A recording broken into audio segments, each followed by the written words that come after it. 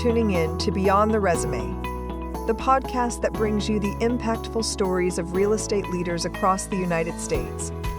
Every year, we take the time to bring you some of our favorite interviews from seasons past in our summer series. These episodes hold tremendous lasting value to you, our listeners. So sit back, relax, and enjoy this Beyond the Resume Summer Series throwback. And don't forget to like, share, and subscribe to Beyond the Resume.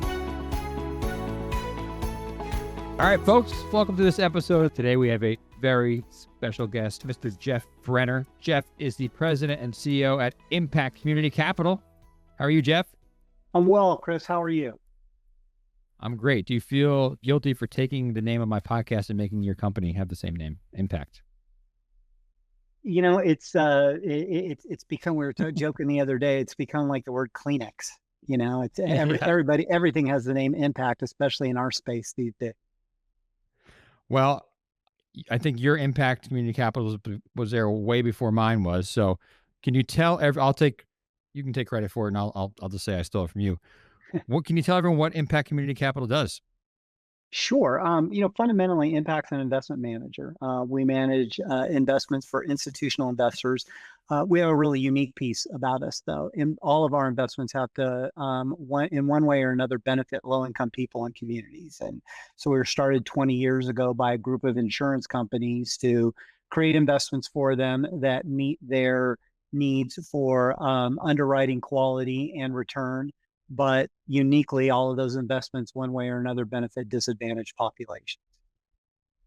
Did they do it because there was some requirement to do that? Like, why did they get together and do that?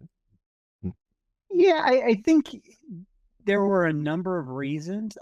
Some of them, and I think if this wasn't the case, that none of them would have done it. But I think for most of them, one way or another, it reflected the culture of who they are as organizations. Some of them are mutual insurance companies. And so you're really there and focused for the benefits of your policyholders. But I think, realistically, insurance companies are governed on a state basis. And so they're always dealing with state legislatures, and in California in particular with the Department of Insurance. And so you want to be able to show too that you're a good citizen and you're investing back into the communities in which you're collecting premiums. So it gave them an opportunity to do that, but do it in a way that they could control by owning their own investment manager. Gotcha. It's pretty interesting. So is there specific types of investments within the community that you guys do, or is it pretty much anything? Yeah, no, there are specific. So we've invested about $2 billion today on behalf of these insurance companies, and about half of that has been in affordable housing, and that's really where Impact has developed its secret sauce in this space. We've also financed healthcare, childcare, and job creation, and the job creation was really focused on financing small businesses that were growing, that were hiring people, with a particular focus on jobs that were paying living wages. But our engine today is really focused on affordable housing. We've gone from financing only deals in California to we've financed deals in 42 states now, plus the district. I think probably now about 42,000 units. Oh, wow. Yeah. That's awesome. And so, like, how does it work? You have people who are like, there's the housing part, but then there's the other part too. So is there people on your team that are going out to different communities, seeing what they need, or are there people like knocking on your door, say, hey, we need financing type of thing? And like, how do you decide what meets the criteria?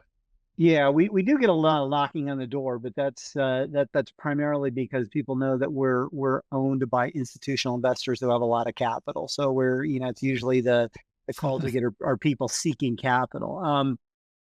Impact's 11 people strong. So we manage about $350 million of AUM. And the way that we've done this is we partner really with the, if you will, kind of the community experts. And in a case of housing, we partner with bank originators. So they're going out and sourcing the transactions to us. A lot of times they're doing the construction loan but banks don't have an appetite for long-term debt, and Impact does. Our insurance company like holding this long-term paper, so we'll provide the permanent financing. So it's really working with people that are either experts in affordable housing, or in the past, they said we've done healthcare and childcare. So it's people that really understand how to do that in the communities that they're working in. Gotcha. Oh, I forgot to even mention you guys are based in San Francisco, right? We are based in San Francisco. Yeah. Gotcha. And then how did you end up there? Like, were you doing this type of work before? Did you, kind of where did it, what, I guess, what kind of skills? It seems like a very rewarding job. It seems very interesting. Like you would figuring out solutions to a lot of different problems out there. Um, like, how did you end up there? Like, what kind of skill set did you develop there at your career that kind of put you in the position to get this type of opportunity? Yeah, well, I've been working for over 30 years, so I hope this is a long Oh, podcast. you look so young. If you want to know, you want to know how I got here. It's interesting. One of the things we always talk about being in this space is no matter how tough the day is, you walk away knowing that you're trying to do something positive in communities. We're trying to finance affordable housing and give people that don't otherwise have access to it, access to good, clean, quality housing. So that takes the sting away of, from any day that isn't particularly good. But I started on the journey. I was working for a bank, just in finance. I kind of always through college wanted to be in finance. I was always fascinated by that. And one day, I got a call from a headhunter, and I wasn't looking for a job, but I haven't interviewed in a while. Let me go knock some rust off those skills. And I met this incredibly dynamic woman who ran a small nonprofit. They were looking for someone to start up their healthcare lending group. And I was just really blown away by her vision, by her passion for what she was doing. She saw the world in a different way than the kind of classic banking environment that I came from, that, was filled with quite honestly, a bunch of white guys just like me. And she just saw the world differently. And I remember walking out of the interview and calling my wife and saying, "Hey, I need to go work for this person for a couple of years, because she's going to teach me things. I'm going to learn things that I'd never learned where I am now, but it's a nonprofit. I don't get what they do. I'm only going to be there a couple of years." Yeah. Well, when I left that organization, I like to tell people I celebrated my 9th anniversary of my 2-year plan. I was there 18 years. Oh, wow. And it was because as we have been in this industry for a while, I drank the Kool-Aid, which was that I learned that I could combine this passion that I had for finance and the financial markets, but also drive capital into communities and make a difference. And so that's what really attracted me to the space. And that's why I stayed in it. About, I guess it's, almost 8 years now, I moved over to Impact Community Capital. And that was really an opportunity, is for two reasons. It was an opportunity for me to stay in this space, but kind of be on the other side of the table, investing in the kinds of companies where I came from, and trying to drive more capital and getting directly to the asset owners and convincing them that this is where they needed to invest their capital. The other more personal reason was I found out my first grandchild was going to be born, and we were living on the other side of the country, and it was a pretty easy decision to say we're going to move back. So it was a great opportunity for me to be in this space and combine two things that I really are really important to me. It's awesome. So when you say you invest in like healthcare and you said childcare too, like how does that work? Right? Like, can you give us some examples of like how that kind of stuff works? Yeah, I mean, it is fundamentally we're investing in making investments that are backed by real estate. Okay. So for healthcare, we have invested in community healthcare clinics. And so we are providing financing for the building of those clinics. And those clinics are all serving low income populations and, people on Medicare, people on Medicaid. And Similarly for childcare, we were financing childcare facilities.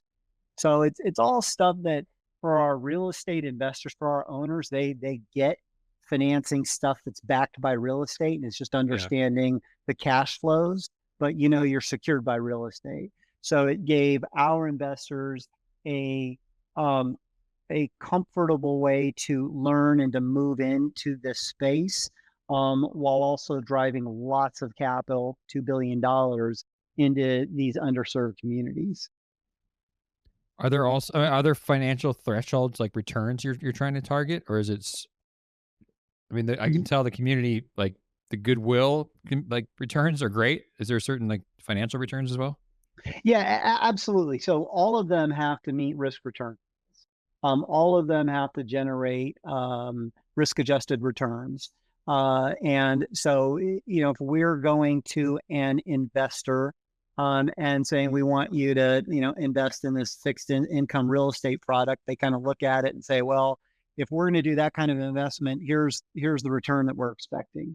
So we have to demonstrate that our investment's going to meet those return thresholds. Gotcha. And then do you take, are there other, I mean, it was started by these insurance companies. Are there other investors as well that you outside investor you work with now? That's the evolution of impact. So we started a couple of years ago as we, created this platform and this thing called impact investing, socially responsible investing, ESG, really began to come into vogue, and more investors started thinking about it. Then we started getting more inbound inquiries from investors wanting to hear more about what we do. At that point in time, we were essentially a closed-in fund, so we were only creating investments for our investors. But we started talking to them about this strategy of saying there's a way to drive more capital into communities, and that is let us open up the platform to external investors. We're actively raising capital, um, and targeting new investors that want to get into this space because, again, the notions of social injustice, racial equity is, as you can understand, given what we've all gone through in this past year, is increasingly on the radar screens of investors. And so it's made them really open to thinking about this product that we have. Yeah. I mean, you've been in a while. I mean, what was it? Was it hard? I mean, yes, everything, at least on the recruiting landscape, everything's about diversity recruiting and inclusive. That's every client I go to. That's pretty much the main point, right? And I imagine that's the same thing in the investor community too. Like when you were starting doing this, was it hard to get people to kind of understand what's the point of this and like to get them to understand? Oh yeah, yeah, absolutely. I mean, if you walk in with an investment thesis that is, I'm going to change the world, if you're talking to investors, that's not what they're focused on. And it doesn't mean they're bad people. It's, if you're an insurance company, for instance, you're investing, so the premiums you and I pay, right, are going in an insurance company, and they're going to be there for your life policy or auto policy, whatever you're getting insured for. But what they have to do is they have to invest those premiums so they have enough money to pay on that policy, to pay on that claim. So they are a very rigorous approach to this. And so we have to go in with a story that is built on the investment thesis. What we've increasingly been talking about, though, and they're seeing this, is the bigger picture of, listen, if you're not investing in Black and brown communities, you're missing huge chunks of the market. You're missing huge opportunities, right? Where you can build wealth in those communities and they become your customers, right? On the healthcare side, the pitch is, if you invest now, so if you invest in a community health clinic, one of the things that we thought was important about it, most of us take access to healthcare for granted. You get a cold, you go to the doctor. Well, if you're not insured, that's not an option. So you don't go to the doctor, and you can't afford to take a day off anyway. But so you finally get you get a cold, you don't go to the doctor, that cold turns into pneumonia, and suddenly you're in the emergency room. Mm. And, that's an expensive stay in the hospital. So the business pitch to investors is, if you invest in a community health center, for instance, then that person has access to inexpensive care, and they go see a doctor and, maybe get some antibiotics. And that $100 doctor visit is a lot cheaper than a 5,000 or 10,000 emergency. So that becomes kind of Yeah, the business pitch, right, to the investment. that makes sense. I've been in the emergency room with no insurance, and yeah, they give you a real steep break when you're the patient. You have no insurance, but then somebody else is picking up the bill, right? Yeah, right, right. I mean, it's incredible. I actually just had an issue this year and spent 2 days in the hospital, and the bill is incredible, and I'm saved because I have insurance. And yet, there's huge chunks of the population that don't. Yeah, for me, it was right after college. I remember it was like a little before I got that first job. I had like a little break with no insurance, and unfortunately, Yeah. I had to go to the hospital. Yep. Yep. But luckily, yeah, they gave me that. I forget what they called it, but they gave me like really steep break on the price, which was nice. And so, I mean, you mentioned you met a woman. She kind of changed the course of your career. I mean, you were still in the investing, banking kind of space. Yeah. But I mean, I'm sure there was something inside of you that she kind of touched. Like, where did that develop? Did you always have like an idea that you wanted to have? That we could, I don't want to use the word impact, but I guess I'm going to a greater impact on society through your work, or was it just kind of like where did that come from? No, I mean, it honestly was just career driven. It was, I mean, I was motivated from the very beginning to, do as much as I could in my career. And what I just saw is, if I wanted to ultimately be part of managing or running a company, um, I needed a broad exposure to a lot of people to really round out my own knowledge base. And so I didn't know that it was possible to have a career. And that's why, when you and I met and got the opportunity to join you on this podcast, it was really interesting to me, because I want people to know, particularly people that are interested in real estate or finance, that there are opportunities to be in that space and do stuff that has an impact. Back then, I didn't even know it was possible. And I was just really focused on, this person was going to teach me things about management, about how to really think strategically, think with a much broader view than at that point in my career I was used to thinking about. I was just thinking about the next transaction. And she had a completely different perspective. And I think that's, it's one of the challenges as you kind of progress in your career. And one of the things that we work a lot on with our management team is transitioning from being a very tactical thinker to being a strategic thinker, because you have to think more than, listen, if I get this deal, my incentive increases, right? So who cares what the cost is? I want to get this deal done. To, you have to begin to think bigger about that. Well, but there's a cost to doing that, right? And so for me, it was really about just kind of growing how I thought as a business person. That's awesome. So what sort of, I mean, you're the president and CEO. Like, what does the president and CEO do? The big title. Or yeah, yeah, it's funny. My when I first got promoted, my sister asked me that, but I thought it was more of a, what do you do? I know you. How could you possibly be in this role? Yeah. It's really to keep the organization, I think, focused on the big picture, and thinking strategically about what that next step is, and where you want to take the organization and how to get there. It's thinking about what the destination is, As we always talk about it, it's hard to know which road to take if you don't know where you want to end up. So Yeah. that's piece of it. It's kind of charting the course. Then, the other thing really for me is it's been about building a management team that is really good. And I think my role, unfortunately, I set the bar pretty low for this, but it is to hire people a lot smarter than me. That's what I've been able to do. We have a really good team, and so my job is to kind of help guide them, but to get out of their way and let them do what they do really well. Awesome. And then is there some sort of like, sorry, is there some sort of metrics? Like when you do an investment, how are you keeping track of the impact? Like you get the financial returns, I'm sure. That's, I guess, easier to calculate, but how do you calculate sort of the social impact these investments have? Yeah, that's a great question, and I'm not saying that just because you're the host, Chris. Oh, thank you.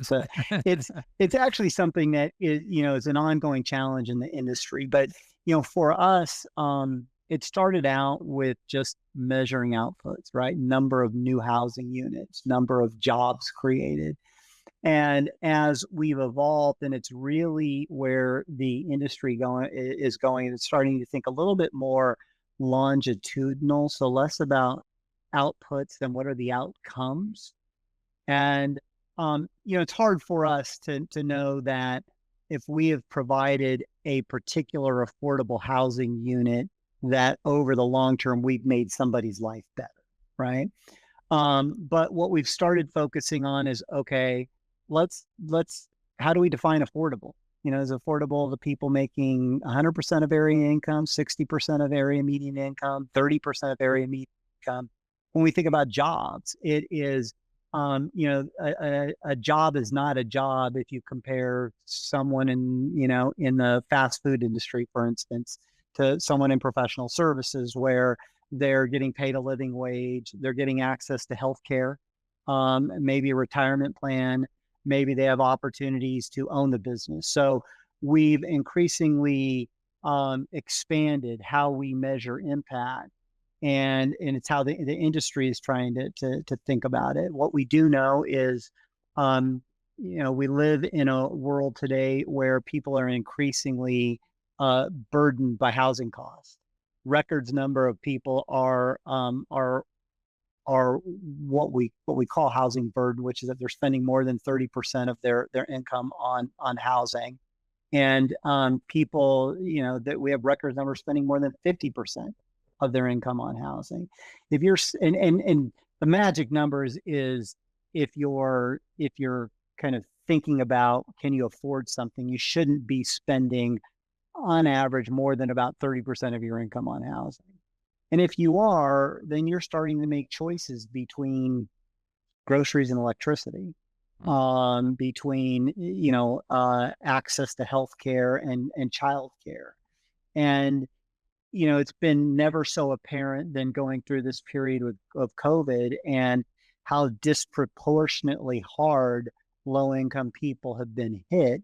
When I've been really fortunate. We just moved everybody out of San Francisco into their homes. But when you are at a job where it's place-based and you have to go to work, yet your kids are at home and you don't have childcare, and yet you're devoting so much of your money to housing, that it causes really painful choices. So these kinds of things have really informed how we think about measuring impact and moving it just beyond the number of units that we're building. Makes sense. So you talked about people getting into this industry, highlighting some different career paths. Like, what are the skill sets you find are important to the people who are working, or your skill sets you have, and the ones that people working at Impact? Is there like people you think get more of a financial skill set, or what do you find is important? Yeah, I mean, obviously for us as an investment manager, the bulk of our folks have financial training, whether it's the people that sit on our finance and accounting team and have the responsible for managing all the inflows and outflows of cash and tracking our investments, to our investment team that are, analyzing investments, building out our financial models, working on investment trades. So that's a lot of the experience. But, for us, what I would say first and foremost, going back to what we talked a little bit earlier, is building a diverse team. We've really tried to focus on people that have a broad range of experiences, come from a broad range of backgrounds, because you just, the perspectives are so different, and you will get, if we're trying to tackle a problem and I sit down with the management team, and our management team is diverse. It's half women, half minority. And it gives us just we have such richer discussions about strategy, about problem solving, because people are bringing a range of perspectives. And then, we also, we have legal experience, we have general counsel. So it's both a range of business experience, but for us, I think what we value most is really diversity and background. Yeah. You got to have that technical skill set too, right? Yeah, absolutely. I mean, and we just started a training program, and or excuse me, an internship program. And the reason that we did it was to try and do two things I talked about earlier. One, to let people in finance and investments know that there were options to work with companies that not only, again, hit their personal passion, maybe around investing, but also, if they have a values passion that they want to be part of in their work, but also to give access to a richer, more diverse population into this space. I mean, it is a largely white male space, and again, it lacks from diversity of viewpoints and perspectives. Yeah, I mean, it's nice that you guys are doing something about that. I'm trying to change that. That's awesome. I know a lot. Yeah, it's been a big issue in at least the world in the affordable housing world that I work in. People trying to get more diverse people involved, and like, how do you do that? And yeah, it's a monumental issue. But I'm glad we're tackling it now, not waiting around. Well, that was awesome, man. Are you ready for the hot seat? I'm ready for the hot seat. I'm burning.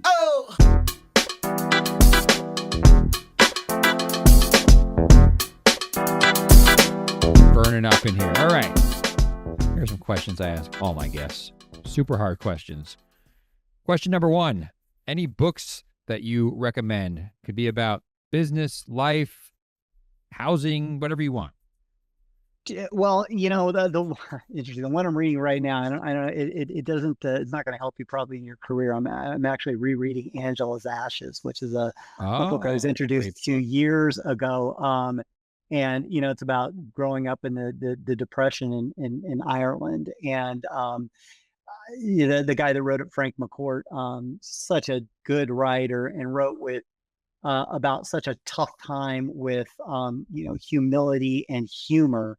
But, again, particularly in this environment, what I've just really found is that a lot of people go through difficult times, and you can persevere.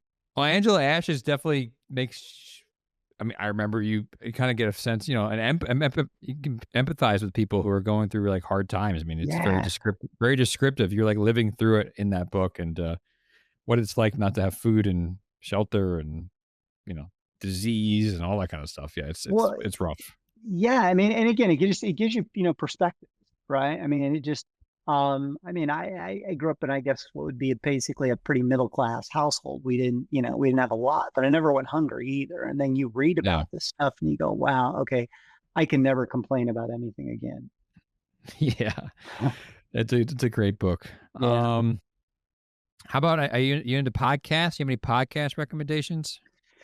The two that I really like, and this is the downside of not commuting, is that was my big podcast time. So now it's mostly on weekends. And I guess not surprisingly, as a guy in finance, Planet Money is one that I really enjoy, because they take can take complex topics and they somehow break it into, 15 or 20-minute pieces. And then, just for something, again, really different, This American Life is one that I always go to, because I think Ira Glass is amazing at telling the stories, but it's just, you never know what kind of story, what kind of point is going to come out of that. So I think those are two that are really good. And I've been listening to, I guess these are all NPR, right? So that's a giveaway for me. Radio Lab is another one. Yeah, that's a good one. Because they just have some pretty cool stories on it. And yeah, that's along the lines of stuff I like. I don't want to listen to a lot of work related stuff, because I'm, a lot of my life is work, and so I want to hear about something else for a little while. Yeah, well, that's the thing. Like with Angela's Ashes, at night, the last thing I feel like really, really doing is reading a self-help book, or a finance book, or how to do it. It's funny. I will sometimes get calls from a relative, and they'll say, "Hey, I'm thinking about investing in a stock," and I'm going, "I'm not your guy." Yeah, You're in finance, and I said, "Yeah, I don't study stocks because I spend my whole day in investment." So the last thing I'm in mutual funds and ETFs. Yeah. Yeah, I get the same thing. Can you help my son get a job? Look at his resume. I'm like, if it was that easy, I'd be, or what do you like to do outside of work? A couple of passions. One is bike riding. I love to go out and cycle, because it's one of those things where I just get out on my own. I happen to live in a beautiful area in the East Bay, so there's plenty of places to go ride. And sometimes I think about nothing, and sometimes I unknowingly solve work problems, where something just goes on in the back of my brain, but it's just me and the bike. And I love just something about that pedal over and over and over and grind and grind and grind, and around some beautiful scenery. And then the other two passions are our two grandkids. We love being around them and spending time with them. And as you get older, it's nice to be around young people with such energy and such unformed opinions about the world. Yeah. How old are they? They are 6 and 9. But the youngest one feels like she's going on about 18 or 25. I don't know. She's 6-year-old. She's spunky. That's awesome. Yeah, it's great. I have a 10-year-old son, so he feels like he's I highly recommend grandchildren, but I wouldn't rush them through the process. My wife has a sign that said, if we'd have known it'd been this fun, we would have had the grandkids first. They're a lot less responsibility, because at the end of the day, you just send them home. But it was a lot of fun getting to that point. But our kids sometimes now, they see us with the grandkids and they go, "Who are you?" Because you're as a grandparent, you're nothing like you were as a parent. Yeah, exactly. Very free. I had a great relationship with some of my grandparents. My son does with his grandparents too. But yeah, they were not the parents that my parents had. Who are these people? They're so nice. What advice would you give to your 20-year-old self? Wow. So long ago, right? It was. I don't think I remember that person. It would be the thing I didn't do. So I don't know if it's good advice.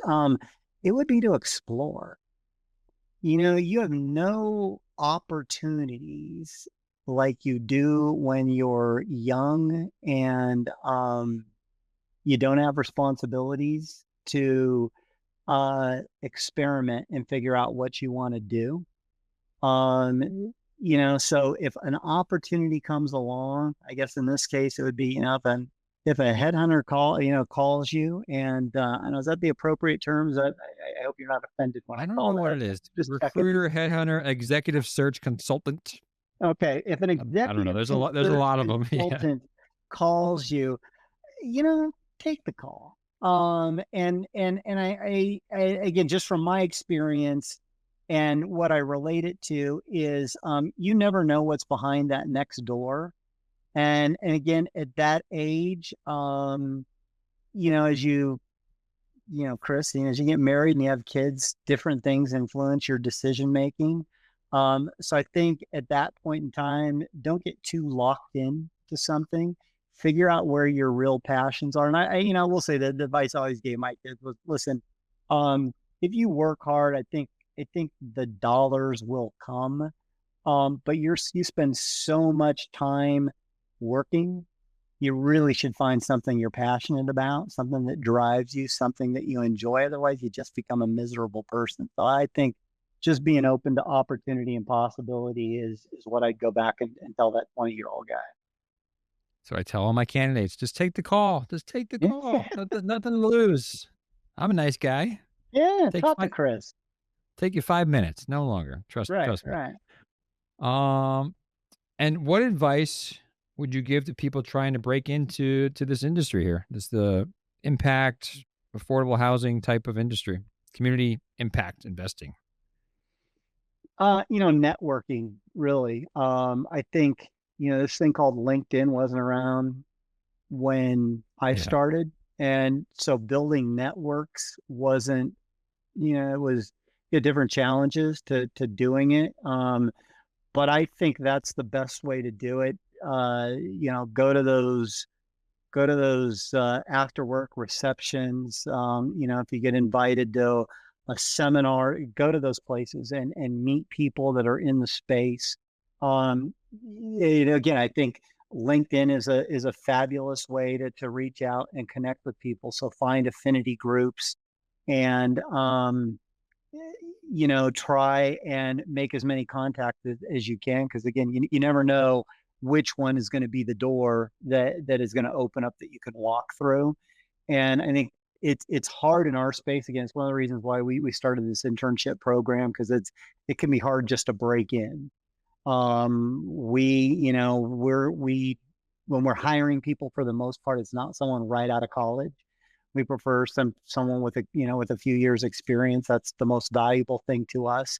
So I guess again, two things: network, and the other thing is don't poo-poo an opportunity. It may not be the perfect opportunity, but it gets your foot in the door.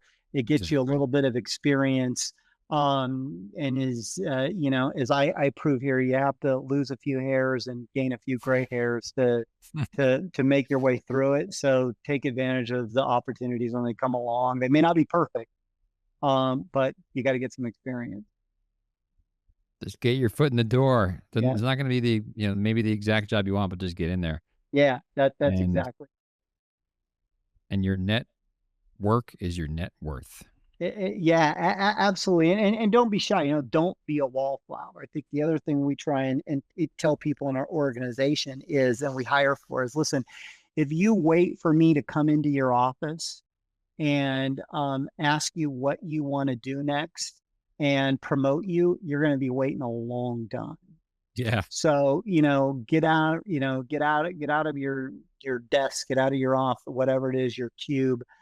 Go talk to your supervisor or someone that's mentoring you and find out what you can do next. What else do you need to learn? What other opportunities are out there? I would much rather someone pester me about the next opportunity than to, again, just, sit in their cube, sit at their desk and stay quiet about it, because it is a little bit of that squeaky wheel thing. Yeah, you got to be proactive in your life and your career, for sure. Absolutely. Well, Jeff Brenner, President and CEO at Impact Community Capital, thank you for coming on the podcast. That was awesome. Yeah, pleasure. Thanks, Chris. Yeah. Thank you for listening to Beyond the Resume, a Jackson Lucas podcast where we take a deep dive into the career journeys of some of the top minds in real estate and equip you with the knowledge to move forward in your path towards the success you've envisioned. Make sure to like, share, and subscribe to Beyond the Resume. We're grateful for your support. All episodes of Beyond the Resume are brought to you by Jackson Lucas, building inclusive and diverse businesses through talent acquisition. Visit us at jacksonlucas.com